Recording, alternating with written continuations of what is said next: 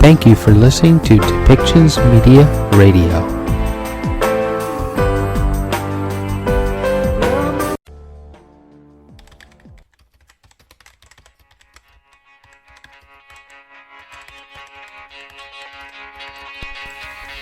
Welcome to Policy and Rights, the show about government policy and human rights.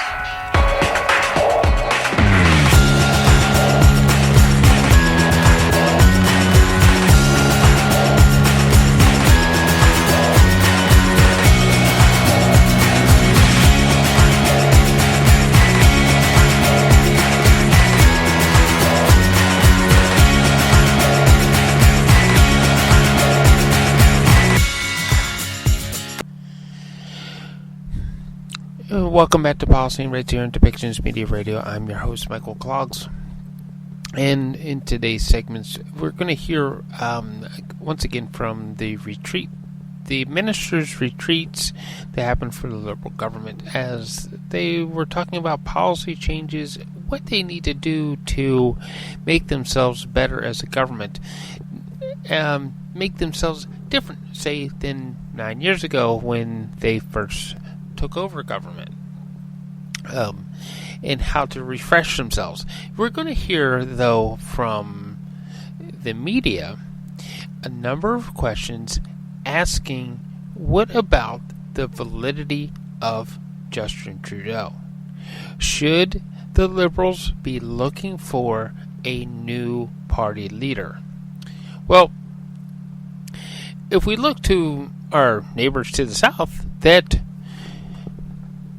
the Democratic Party, through questioning and re-questioning the validity of President Joe Biden, that all of a sudden we have a new running candidate, Kamala Harris. Don't get me wrong, I like Kamala Harris and would vote for Kamala Harris if she was my choice for president. So, it's not necessarily a bad thing, but the question is, one, when we compare Biden to Trudeau is probably almost 20 years younger than Biden. In the presidential race between Biden and Trump, well, you had the two Wheeze boys. They're both over 75. Donald Trump, even though he was slamming Joe Biden around for being over the hill, Donald Trump himself is also over the age of 75, and he's only a year or two away from 80. So, and by the time he gets into office, he will probably be 80, the same as Biden when he first took office. So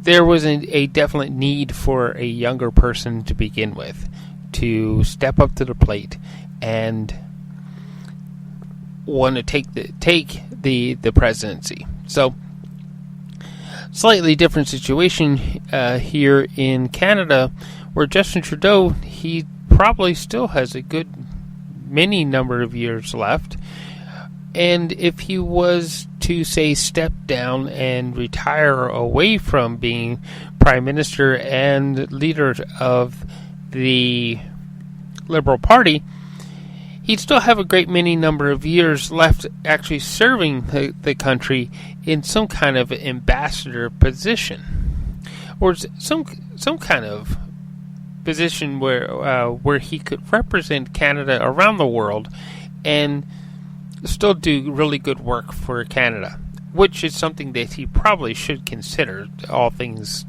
when we look at all things equally.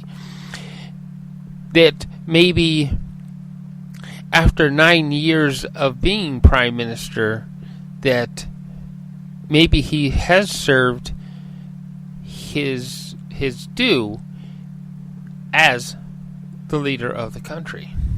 maybe it is time for him to step away and to allow a fresher minds to look at the situation that is going on here in Canada. When we consider that inflation is still going up, the cost to buy a home is still out of reach for many young Canadians.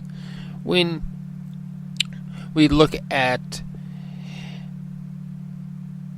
things historically, of course, I'm part of Generation X speaking to you, and then my mother being part of the children of World War II. She was born in the middle of World War II and was a child coming out of it, so she was not a baby boomer. When we consider the age that they actually bought their first home, this age has been increasing, and now we're looking at a situation where the generations coming may not actually be able to buy their own home, but we may have to introduce the idea of generational homes, in which case a family has owned the home for a large number of years and keeps renovating it so that the family has a place to be. Very different outlook, very different outcome. And it may need these trends as they're coming may need a fresher mind past Mr. Trudeau, and maybe past what his cabinet actually has to offer. We need fresher minds in the government offices. So the media keep asking about it. Is Justin Trudeau going to step away and someone else take on the leadership role in the Liberal Party? Is a definite valid question when we look at things equally and what is going on in Canada. So, okay, so why don't we push forward, as we're going to hear some things happening, and one that I really want to focus on is Anita Anand. She is going to make an announcement in this segment. The government of Canada is taking a whole government approach to strengthen our economy and to reduce cost of living for Canadians.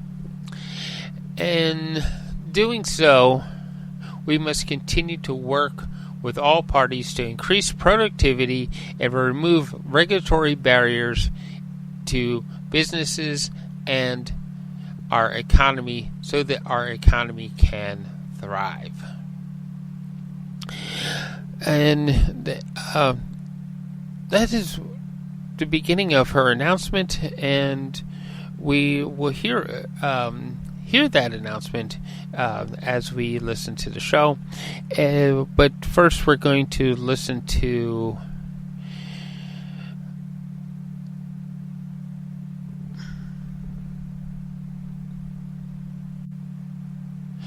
Katina Gold as she speaks about the by-election where the Liberal Party suffered a great loss, and she's speaking about how and if the Liberal government does need to make some sort of message change to the public so that it matches today's happenings and what is going on. Should there be a change in that message so that we, the public, can see that the Liberal federal government is listening to what it is our true needs are and and what our real problems are out there as we try to live day to day. So we're going to start there with Katrina Gold.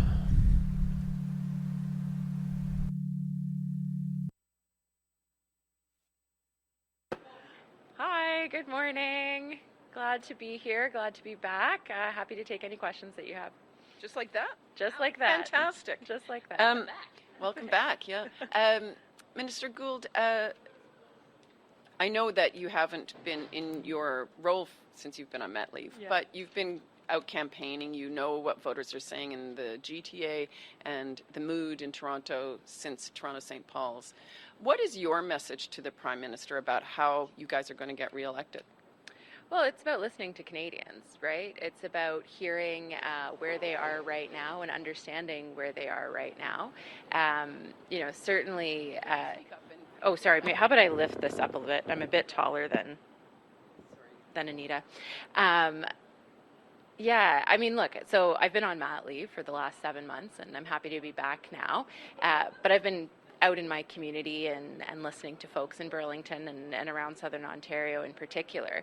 And what I would say is that, I think there's still this feeling of unease amongst Canadians. Inflation is going down, interest rates have started to come down, and that's a welcome relief. But, people are still finding it difficult, with paying for groceries and mortgages that are being renewed. And so it's really understanding, I think, where Canadians are at this moment in time and listening to them and reflecting on that. And that's exactly what we're doing over these couple of days in Halifax is, reflecting on what we've heard and what we've gathered over the summer and thinking about what that means in terms of bringing forward policies that are going to respond to the needs of Canadians today. So that's exactly the answer the Prime Minister's been giving. But if you good, he's listening. So if you look at the polls, the desire for change that voters seem to feel is very powerful. Mm-hmm. And yet all I hear ministers here saying is continue to do the work you've been doing and delivering what you said you would do 9 years ago. So I'm wondering what is your prescription for how you address that appetite for change in the electorate? I think that's a great question. I think the question too, is it change for change's sake, or is it because we need to be doing something differently? When I talk to Canadians and when I talk to people in my constituency, for example, when I hear from seniors about dental care, they like that. They want that to continue. They recognize that if the Conservatives were to get into government, that probably will not continue. I was in a mom and baby yoga class, right? And I was talking to the people in my class. Many of them are getting the Canada Child Benefit, right? That is helping them with the high cost of living. Many of them are taking advantage of the 18-month parental leave that we put in place, and almost all of them are accessing the lower child care costs. They've found a space and they're getting those lower child care costs. They want those things to continue. They don't want those things to go away. And the question is, what is the change that Canadians are looking for? It's not those changes in policies, because those are making a real tangible impact for Canadians. But there are things that need to be different. We need to continue to work to bring down the cost of living, to make sure that there are affordable homes for Canadians. And those are the things that I think it's incumbent upon us to demonstrate that we're hearing what matters to Canadians right now, and we're demonstrating that we can make the changes that are going to impact their lives in a positive way. And I think, it's normal. We've been in government for 9 years. That's a long time. And we've done a lot in that period of time. But now we need to show Canadians what's next. And part of what we're doing here, part of what we're going to be doing in Nanaimo, is having those conversations about what we've heard from Canadians and how we're demonstrating that we're going to continue to listen to them, but we're also going to be able to make the policy changes and implement new policies that are going to have a positive impact on their lives. Good morning, Minister. JP Tasker from CBC News. How confident are you that the NDP Supply and Confidence Agreement will hold until the end of June as originally planned? And what do you have to do legislatively to keep them on side? Well, we've signed the agreement till the end of June. So as far as I'm concerned, that's something that has been signed and agreed to. And so I'm going to be working on that premise. And I have a great working relationship with Peter Julian, my NDP counterpart. And we're going to, we have some things that are still left in the SACA to move forward on. Of course, we're going to keep pushing in that direction, but I'm fairly confident that that agreement is a good agreement, it's a strong agreement, and we'll get to the end of June. Speaking of the U.S., you might have seen that the Democrats, of course, swapped out their leader for someone new, and Kamala Harris is enjoying kind of a wave of popularity, and she's surged in the polls and is now competitive with Donald Trump, and there's a lot of enthusiasm among party members. Have you taken anything away from that for the Canadian example? Does that give you pause and make you think maybe we should do something here and swap out Trudeau and go for somebody who could revive the Liberal Party fortunes here? Good question. Look, Canada and the U.S., although there are similarities, there are a lot of differences. And, just because the Democrats do something in the United States does not then mean that we should be doing that here in Canada as Liberals. What I do think is that progressive voters are looking for that continued hope, right? That continued ability to make progress, advance how we are building a inclusive and progressive society and economy. And I think, what our job as Liberals is to demonstrate to Canadians that that's the path that we're on, and that's the path that we must continue on, because we do face headwinds from, to be honest, some pretty extreme right-wing views in our own country right now. And so let's make sure that we are putting forward that plan, that agenda, that vision for Canada that I believe Canadians want to choose. I'm Minister Mackenzie Gray with Global News. Just going back to the answer they gave to Tonda, you outlined some of your greatest political hits. You're talking about child care, dental care, child benefit.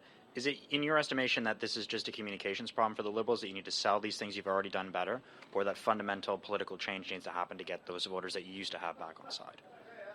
I think there's a little bit of both, right? I think on the one hand, it's recognizing that these things don't just happen, right? You have to have a government that is committed to improving the lives of Canadians in real and tangible ways, to get things like childcare, to get things like the Canada Child Benefit, and to get things like dental care.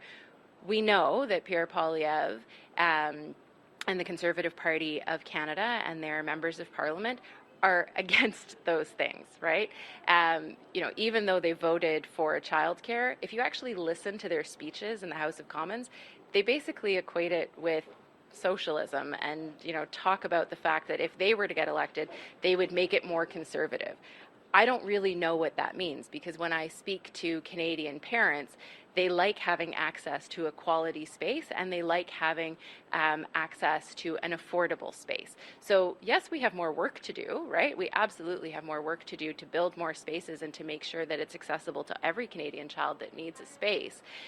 But throwing out the system is not a solution.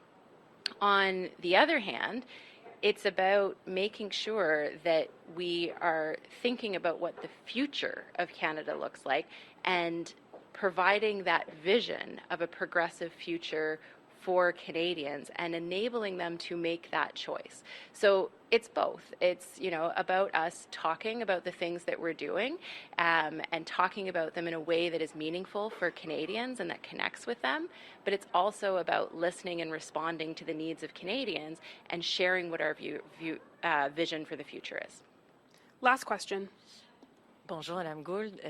Depuis hier, on vous entend dire, on a écouté les gens sur le terrain. C'est avec le contenu puis des mesures qu'on va regagner en popularité. Du point de vue comme leader, comment ça va se traduire dans l'agenda législatif?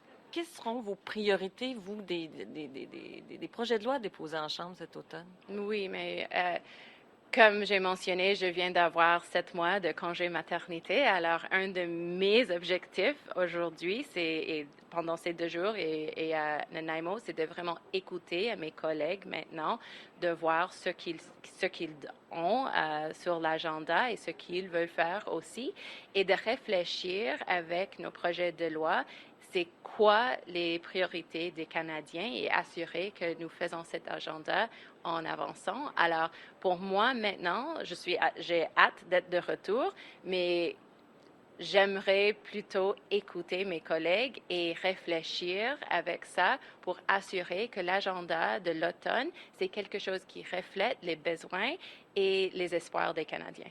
Et à quel point votre entente avec le NPD est fragile avec l'arbitrage exécutoire là, qui a été demandé par votre collègue au travail?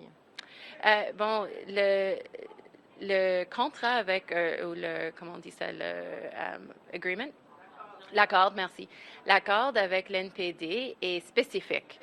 Nous avons des choses dont nous sommes en accord et c'est pour ça que nous avançons. Bien sûr, il va y avoir des différences entre les deux parties, ça c'est normal. Nous sommes deux partis différents et c'est un accord d'assurer que nous pourrions arriver au juin 2025.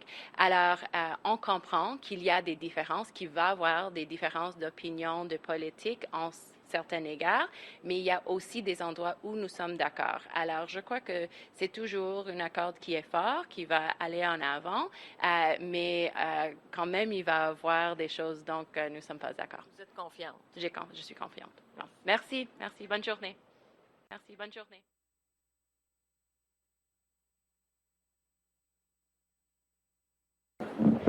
Bonjour tout le monde. Bonjour tout le monde. Hi everybody. Good morning. It's really great to see you all here. I hope you're enjoying my home province of Nova Scotia, where I was born. Canada, the Canadian government has been for many years focused on reducing internal barriers to trade and reducing red tape. In fact, Minister LeBlanc has already removed federal exclusions from the Canadian Free Trade Agreement, and that has elevated our standing to second under some organizations' mechanisms for grading these types of things. At the same time, we know that there is more work to do. Donc, je voudrais discuter 3 points aujourd'hui là-dessus. First, I am immediately striking a working group on productivity. We know that Canada has strong economic markers, a AAA credit rating, the lowest net debt to GDP ratio in the G7, historically low unemployment. At the same time, we know that there is more work to do on GDP per capita or productivity. And so I will be launching a working group to study productivity in the public and private sectors. And this will happen very soon, within the next few weeks. Secondly, Minister LeBlanc and I will together meet with the First Ministers at the Council for Internal Trade next month to address interprovincial barriers to trade and reducing red tape. This is a fundamental issue that I have heard from businesses across the country about, that they need to be able to transact with other stakeholders within this country without barriers to trade. The federal government has the constitutional jurisdiction over trade and commerce, and so we will be at the table for that conversation. And then thirdly, barriers to trade exist not only within our own country, but of course cross-border. And I've been working under the aegis of the Regulatory Cooperation Council, that's a federal body under the Treasury Board Secretariat, to reduce cross-border areas of irritants in the trade relationship. I've already been to Washington once in June, where my counterpart, Shalanda Young, and I agreed to work together over the summer. I will be traveling to D.C. next week to conclude this round of negotiations under the Regulatory Cooperation Council. We will be isolating 3 priority areas for cross-border work to reduce barriers to trade for Canadian and U.S. businesses, and I will update you once we've had that meeting on what those 3 priority areas are. Donc, nous avons beaucoup de travail à faire, mais il y a un temps où nous pouvons le faire. Je vais travailler avec mes parties prenantes dans 7 pays et aussi dans les États-Unis et je voudrais répondre à vos questions maintenant. Hi, it's Aaron Beswick from the Chronicle Herald. Productivity has been declining for about a decade, and Canadian, a per capita GDP is now closer to Alabama than it is close to California, which works out, I think, as compared between a Canadian, about $20,000 less per Canadian compared to American. Do you think striking a working group at this point is enough? Well, I appreciate the question. Certainly love to see the Chronicle Herald represented here. I will say that this is not the first time we are examining this issue. Not at all. Over successive budgets, you have seen the federal government invest in businesses, invest in AI. Take Budget 2024, for example, where we put $2 billion on the table for artificial intelligence and in particular for sandboxes and startups. That is one way in which we are seeking to address the issue of productivity, to ensure that businesses can become more efficient. In addition, you have seen our government focus on regulations and the regulatory environment to remove barriers to trade so that small businesses and large businesses can utilize revenue for growing their businesses and for hiring more employees. So in terms of that work, Bill S6 is in its third reading in the House of Commons, and you'll see more activity on that bill, which seeks to reduce red tape. So my bottom line to you is that there's already been much work done in this area, but the fact remains that despite very strong economic indicators on the one hand, we do have more work to do to examine the causes of low productivity levels as well as how we can further grow the pie for this country. Thank you. Thank you. Hi, Minister Anand. Ashley Burke, CBC News. What's a specific example of one of the irritants that you're hearing when it comes to the cross-border issues that you think this work could potentially change? Do you mean Canada-US? Canada-US. So, love the question because we've had many roundtables across this country, Vancouver, Winnipeg, Windsor, Moncton, Ottawa, where we've been meeting with small businesses and stakeholders, not-for-profits, to find out how we can make it more efficient to do business on both sides of the border. The one area that we have really heard a lot of feedback on is the border, making sure that our borders are operating seamlessly. One precise example that I have heard is the need to file paper-based manifests at the border for truckers, whereas they can file virtual manifests with the federal government in terms of their regulatory compliance. And so we want to reduce those irritants in the relationship so that supply can move more quickly across the border. That's the type of thing that I'm working on with my counterpart in the United States. Some of the issues that came up at the roundtables are issues that we can work on within the federal government without the cooperation of the United States, and so to that extent I've already been in touch with my federal colleagues, the other ministers responsible, to make sure that they are aware of the issues within their own portfolios. What could the implications be for Canada of a Harris versus Trump presidency? We are undertaking this work because we know that it's important to maintain a very strong trading relationship between Canada and the United States, regardless of who is in the White House.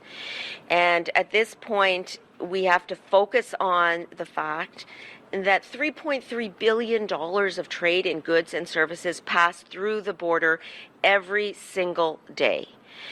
I was leading the push to ensure that we were able to reach an agreement with the CBSA in June, which we were able to do. Their work is excellent, and we need to make sure that we have a border that flows seamlessly so that $3.3 billion of goods and services can continue to flow, and that billions of dollars can be returned to Canadians with the reduction of barriers to trade. Good morning, Minister. JP Tasker from CBC News. You mentioned GDP per capita. Some experts say it's drifting lower because of the high levels of immigration to this country. The Prime Minister yesterday suggested the government will be reviewing the number of permanent residents that are coming in each year. Do you personally support keeping the immigration levels, the permanent resident levels in particular, at 500,000 for next year and the year after, given what we're dealing with GDP per capita, but also elevated levels of unemployment among immigrants? Let's take a step back and recognize that Canada's economy has grown significantly over decades and decades because of immigration. I myself am a child of immigrant parents who came to Nova Scotia in the 1960s, and they are an example, my parents, of thousands and thousands of other families who have come to Canada to contribute to our economy and the growth of our economy. So immigration writ large has been important for the economic growth of this incredible country. At the same time, we do see the need to examine our immigration policy to ensure that we have the levels of immigrants where they need to be, and specific aspects of our immigration program also where they need to be. And in particular, you've seen us focus on temporary foreign workers over the past few days and months. You've also seen us focus on the students, international students, and Minister Miller, I know, is examining both the issue of students and immigration writ large, and he'll have more to say in the coming weeks. Given how dialed in you are about the economy, you've got your eye on it, though. Do you think it's appropriate to welcome 500,000 more permanent residents next year, given where things are at? I know that this is under very close examination by Minister Miller and his team. I, in fact, spoke with him yesterday about these issues, knowing that I was going to be striking this working group on productivity.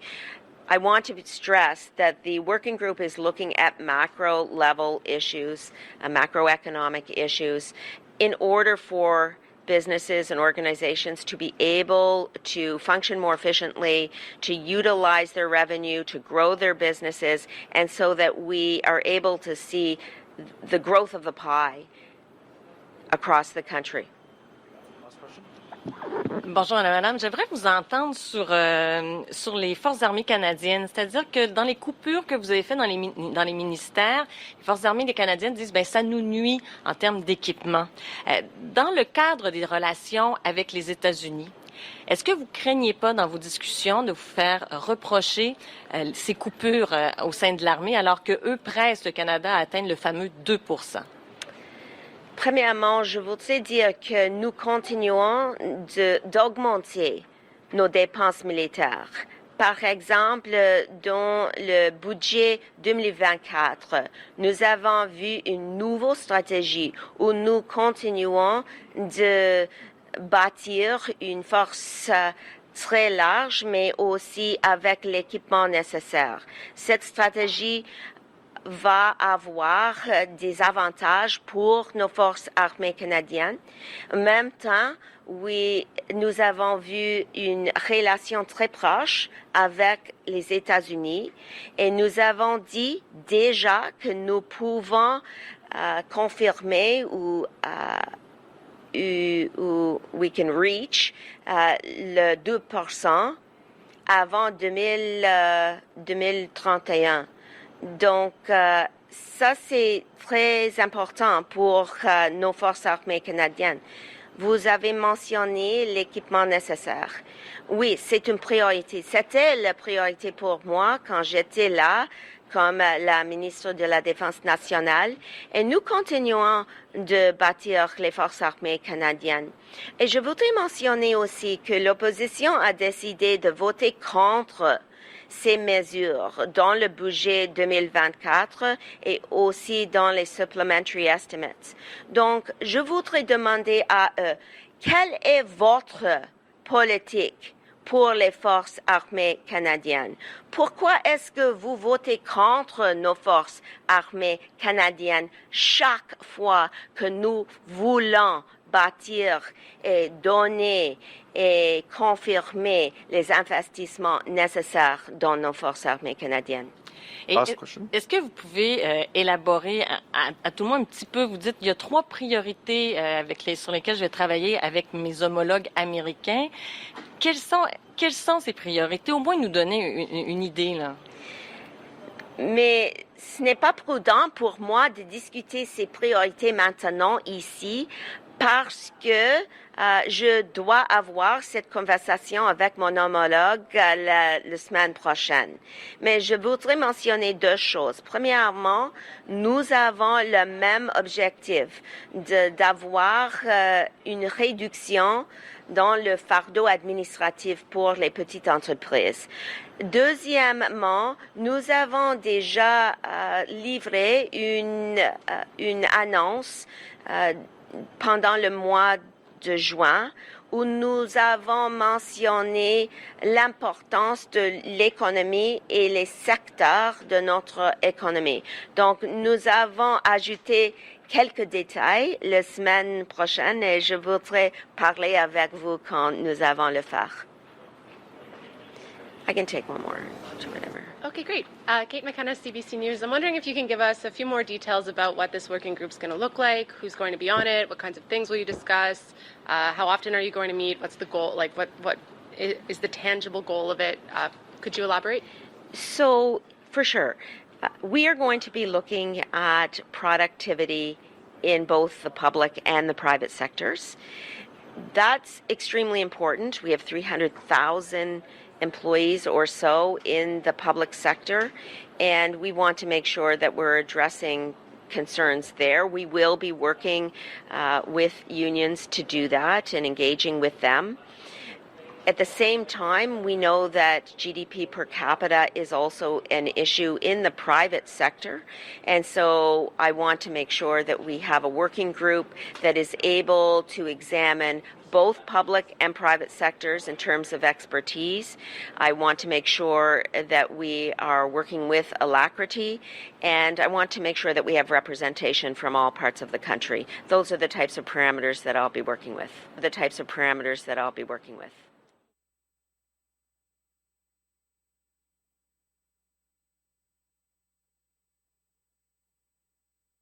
You and to be joined by Ambassador Hillman, as Canadians will know, our Canadian ambassador in Washington, and Minister Ng. We thought that as Team Canada, we would give you an update as to what we've done in the last few months.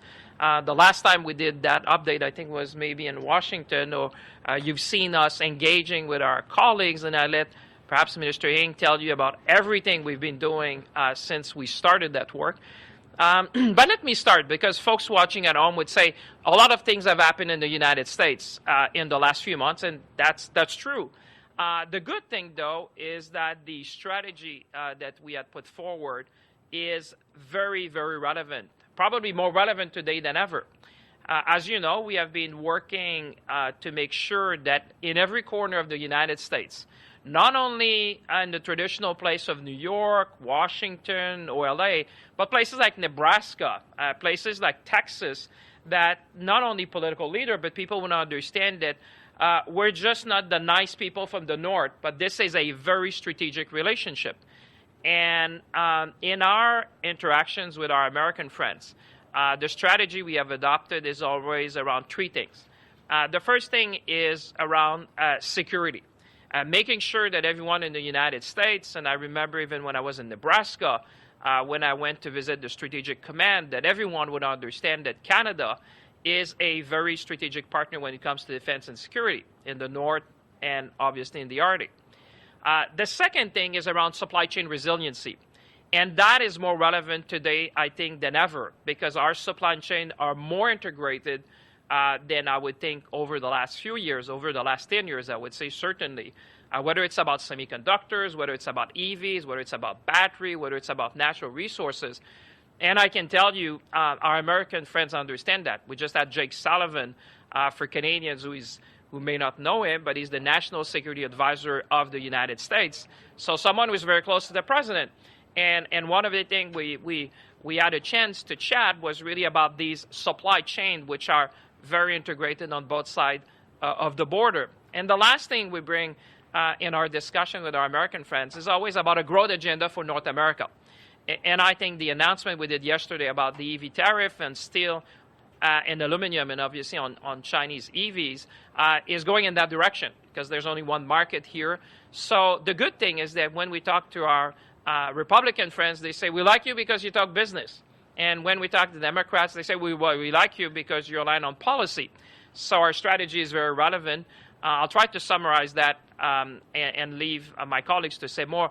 Mais seulement en français pour vous dire, écoutez, on est ici, c'est l'équipe Canada. On est venu vous donner, avec évidemment l'ambassadrice Selman que tout le monde connaît, l'ambassadrice canadienne à Washington qui fait un travail exceptionnel. On est chanceux d'avoir l'ambassadrice avec nous. Évidemment, ma collègue Marianne que tout le monde connaît. On voulait vous donner un peu un survol de ce qui s'est passé dans les derniers mois parce qu'évidemment, il y a beaucoup de choses qui se sont passées aux États-Unis récemment. Il y a beaucoup de choses qu'on a fait aux États-Unis. Mais il y a une chose qui demeure, c'est que la stratégie qu'on avait mise en place au début est encore plus importante aujourd'hui, je dirais, que jamais. Vous savez, un des objectifs qu'on avait, c'est d'amener à travers les différents États américains, les décideurs politiques, les décideurs économiques, cette vision-là stratégique. C'est-à-dire que les Canadiens, c'est pas juste le voisin au nord, mais c'est un pays stratégique avec lequel, je dirais, les Américains ont une relation indispensable. Et notre stratégie, ça a toujours été sur trois choses. D'abord, la partie sécurité. Quand j'étais au Nebraska récemment même, je visitais les militaires là-bas et ils comprennent bien la nature intégrée de la défense nord-américaine avec le NORAD, évidemment le Nord et l'Arctique. La deuxième chose, c'est au niveau des chaînes d'approvisionnement stratégiques. Et ça, je peux vous dire que quand on a eu Jake Sullivan, pour ceux qui nous regardent, qui est le conseiller à la sécurité nationale du président des Américains, donc quelqu'un qui est très près à la Maison-Blanche, les questions les enjeux de chaînes d'approvisionnement et le fait qu'elles sont plus intégrées maintenant que jamais, ça nous rapproche. Je pense qu'on parle, par exemple, des semi-conducteurs qui sont finalisés à Bromont, quand on parle, évidemment, du titane, par exemple, qu'on fait chez nous, quand on parle des véhicules électriques, quand on parle des minéraux critiques, la Maison-Blanche, nos collègues américains comprennent l'importance de la relation. Et finalement, je vous dirais, ce qu'on propose à nos voisins américains, c'est souvent un plan de croissance économique pour l'Amérique du Nord. Et l'annonce des tarifs hier, je peux vous dire, va vraiment dans cette direction-là parce que, clairement, nos voisins américains comprennent qu'on a tout avantage de travailler ensemble dans un espace économique comme celui de l'Amérique du Nord pour favoriser nos travailleurs, favoriser nos entreprises pour avoir un plan de croissance pour l'Amérique du Nord. Là-dessus, I'll leave my colleague Mary to say more to you. Well, thank you very much, Minister Champagne. It's terrific to speak to all of you about the work we've been doing since we were given this task by the Prime Minister as Team Canada to engage our colleagues, our partners, and Americans. It's been a productive many months. I would say we've been crisscrossing the three of us and others on the cabinet as well, but certainly the three of us across Canada and across the United States. We've been engaging at the national level. We've been engaging at local levels. In fact, indeed, at all levels. So from from local leaders like mayors all the way to to governors, to congresspeople, to senators. Across across the United States, and I thought maybe the best way to to sort of illustrate an example, and this is one, and you can sort of almost replicate this through the engagement we've had across Canada and the U.S. The trip that Ambassador Hillman and I did in Texas, it was impactful, and it was impactful from this standpoint. It's really Team Canada because it isn't just us who work in government. It was who came with us on the trip were Canadian investors who were employing significant people in Texas. They were industries that have presence in Texas. We were having a conversation with the governor about not only what we do today and the contribution that that these Canadians make to the Texan economy, but indeed what the opportunities are to keep doing this work. So whether it is continued collaboration, more collaboration around energy security, more collaboration around digital industries in AI, and what we could be doing more together. So very constructive dialogues and discussions with really a goal in mind, which is to illustrate and to talk about this partnership and this collaboration between the two countries truly as Team Canada, not just at the governmental level, but with civil society, with workers and unions, with business leaders and other opinion leaders on both sides of the border. And I would say that I think the most recent engagement and we continue to do it was PENWAR. I mean, Canada hosted PENWAR this year, which is the Pacific Northwest Summit that happens between Canada and the United States on the West Coast, and we're going to be hosting and FIBA games together. So there's quite a lot of energy and work and continued collaboration, and that's the kind of work that's been really terrific. So maybe Kirsten can give you all the run of the details, because we're so lucky to have Kirsten as our ambassador to be doing this work with us together. Good. Okay. Thanks very much. Bonjour tout le monde. So just a few things to add on to give you a sense of the scope and the scale of the activities over that last number of months. And since we talked about this, I guess, in January in Montreal, when we really launched this concerted and fairly systematic effort to make sure that we were getting to regions of the United States, as Minister Champagne says, that are perhaps less traveled, but have really important relationships with Canada, economic relations, security relationships, military relationships, whatever the case may be. So we've been to Texas and Florida, North Carolina and South Carolina, and about 33 states in the recent months. Between the three of us, we have met about 42 governors. We have had a number of interactions with our businesses, with these local lawmakers, and we have sought, as I've said before, to make all of those meetings incredibly concrete. So why does the Canadian relationship, the relationship with Canada, whether it's an economic nexus, whether it's a security nexus, whether it's a law enforcement nexus, why does working with Canada matter to that community, that city, that state? What do we bring to the table? And just by way of illustrating the success of this very busy and concerted effort, I was at the Republican National Convention a number of weeks ago, at the Democratic National Convention last week, and in both of those, for both of those conventions, I got invitations to join policy discussions that were being led by some of these regional lawmakers. So in Milwaukee, there was a roundtable on energy. There were certain state-level delegates getting together wanting to talk about trade and investment. We had just a variety of different interactions that were very substantive, that allowed us to take some of the messages that we were providing when we were on the ground in those states and talk about them again at these conventions where these policy matters are being developed. And that's important to Canada. We need to make sure that we are present and we are in the minds of American lawmakers from across the country and from both parties as that they are developing their policies. Alors, peut-être deux, trois mots en français, juste pour dire, on a eu énormément de réunions, de rencontres, plus que 500 différentes interactions depuis qu'on a lancé cette initiative. On a rencontré presque 40 gouverneurs. On est allé à plus que la moitié des États aux États-Unis. On bouge, on bouge, on bouge. C'est vraiment active.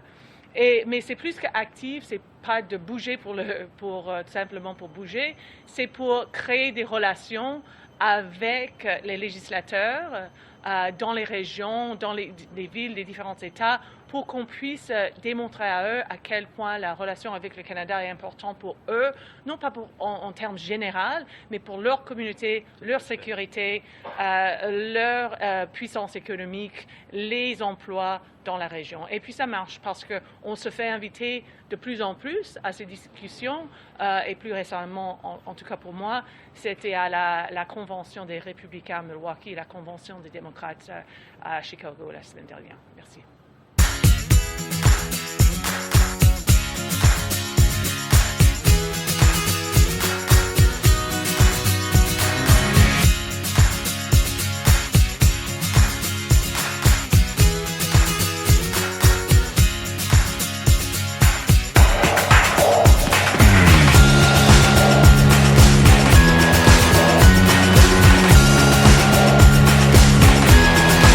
The show has been produced by Depictions Media.